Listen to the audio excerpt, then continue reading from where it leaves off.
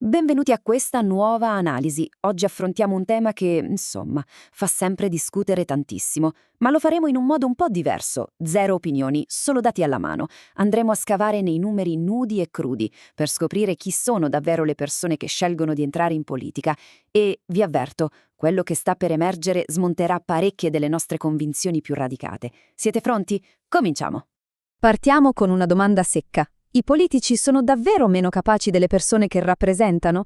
C'è questo mito diffusissimo, direi quasi un cliché, secondo cui la politica attira solo chi non sa fare altro, o i meno capaci, oppure che sia un club esclusivo, un vero e proprio parco giochi per un'elite di privilegiati totalmente scollegati dalla realtà di tutti i giorni. Ma mettendo da parte le chiacchiere da bar, cosa ci dicono davvero i fatti? Entriamo nella prima sezione, il mito del politico e la vecchia teoria della selezione avversa. Passiamo alla seconda sezione, e qui arrivano i sorprendenti dati svedesi, un laboratorio letteralmente perfetto per mettere alla prova queste teorie. Allora, per capirci qualcosa di più, un team di eccellenti ricercatori ha fatto un lavoro incredibile spulciando i registri amministrativi svedesi. Parliamo di dati dettagliati su milioni di cittadini, informazioni precisissime su quoziente intellettivo, doti di leadership e redditi, raccolte accuratamente per decenni. E sapete una cosa? I risultati ribaltano completamente la prospettiva. Analizzando la distribuzione dei punteggi, la stragrande maggioranza della popolazione generale si colloca ovviamente al centro, ma quando si isolano le varie categorie di politici, l'intera curva si sposta nettamente verso i punteggi più alti. In altre parole, ottengono risultati significativamente migliori rispetto al cittadino medio, sia nei test cognitivi che in quelli di leadership. E c'è di più il ruolo è di vertice, come ad esempio un sindaco o un membro del Parlamento, più i punteggi salgono. Insomma, la famosa selezione avversa di cui parlano i vecchi manuali economici, qui svanisce letteralmente nel nulla. Ma proviamo a rendere la cosa ancora più concreta. I dati fanno un confronto pazzesco. Pensate che i sindaci raggiungono esattamente gli stessi punteggi cognitivi degli amministratori delegati di aziende private di medie dimensioni. Parliamo di manager che gestiscono aziende tra i 25 e i 250 dipendenti. Niente male, vero? E i membri del Parlamento? Loro si posizionano persino più in alto. Questo è un vero e proprio colpo di grazia al mito dell'incompetenza politica. E arriviamo alla terza sezione. Privilegio familiare o merito? Che ruolo gioca la famiglia d'origine? A questo punto sorge un dubbio più che legittimo, ed è giusto porselo. Forse questi punteggi così alti sono solo il frutto di un background privilegiato. Magari i politici nascono semplicemente in famiglie ricche che garantiscono loro le scuole migliori fin dal primo giorno. Per capire questo punto dobbiamo distinguere due mondi.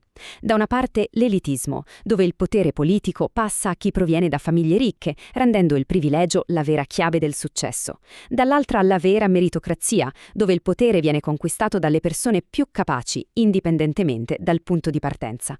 Quale di questi due modelli trionfa alla prova dei dati? Preparatevi, perché la risposta è davvero inaspettata. I ricercatori hanno avuto un'intuizione geniale. Invece di confrontare i politici con la popolazione generale, li hanno paragonati direttamente ai loro stessi fratelli e sorelle, e il risultato è clamoroso. I politici eletti superano nettamente i propri fratelli e sorelle in tutti i test, sia cognitivi che di leadership. Visto che in famiglia si condividono lo stesso identico background sociale e le stesse opportunità di base, questo dimostra senza ombra di dubbio che a fare la differenza sono le reali capacità del singolo individuo. Nessuna spinta speciale dalla famiglia d'origine, solo puro merito. Entriamo quindi nella quarta sezione, le vere origini sociali. Questi leader rappresentano davvero tutti i cittadini? Ok, abbiamo appurato che la competenza c'è ed è reale, ma da dove vengono questi leader? Analizzando il reddito dei loro padri, emerge una dinamica davvero affascinante. Immaginate di tracciare una linea piatta. Significa che tutte le classi di reddito sono rappresentate in modo uguale nella società, dai più poveri ai più ricchi. Ebbene, per i padri dei politici eletti quella linea è incredibilmente piatta. Provengono in modo totalmente uniforme da ogni singolo livello di reddito. Al contrario, se facciamo lo stesso per i medici e per i grandi manager, la curva si impenna drasticamente, il che significa che arrivano per la stragrande maggioranza da famiglie già molto benestanti. Questo porta a chiarire quello che sembra un paradosso. Attenzione a questo passaggio. I politici, avendo grandi capacità e ricoprendo ruoli di altissimo livello, finiscono col guadagnare bene ed entrano nelle fasce di reddito più alte. Questo è vero, ma le loro radici rispecchiano perfettamente la composizione della popolazione generale. È la definizione stessa di una mobilità sociale straordinaria. In politica, a quanto pare, le porte si aprono davvero per tutti, indipendentemente dal conto in banca dei genitori. Ma come si fa a ottenere questo equilibrio così perfetto su scala nazionale?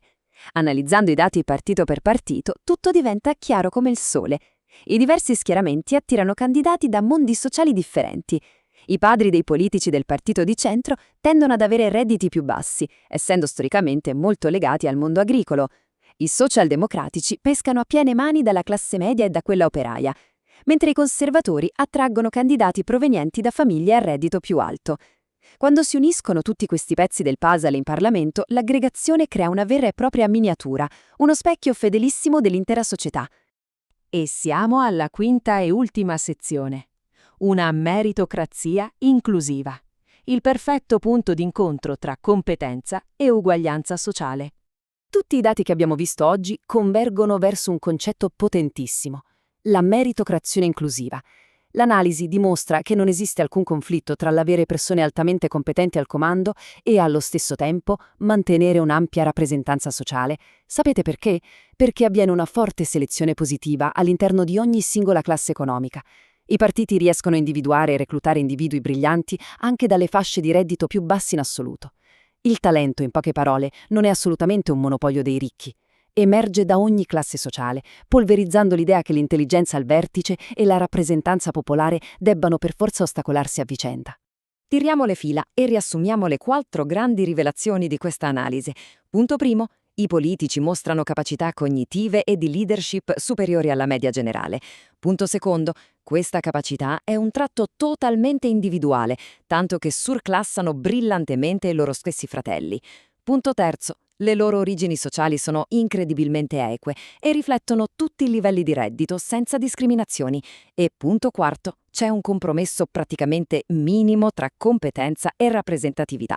Una democrazia sana sa come promuovere i migliori talenti provenienti da tutti, ma proprio tutti, gli strati della società. E arriviamo alla fine e voglio lasciarvi con una provocazione, una domanda su cui riflettere. Se i freddi dati dimostrano che una democrazia può perfettamente selezionare leader capaci e che allo stesso tempo sono profondamente rappresentativi del popolo, perché continuiamo a credere così ciecamente al mito del politico incompetente? Forse è davvero arrivato il momento di smettere di dare ascolto ai soliti luoghi comuni e di guardare con occhi nuovi a come funziona realmente la leadership democratica? Grazie mille per avermi seguito in questa analisi. Spero che questi numeri vi abbiano offerto una prospettiva nuova e stimolante. Continuate a essere curiosi e a farvi sempre le domande giuste. A prestissimo!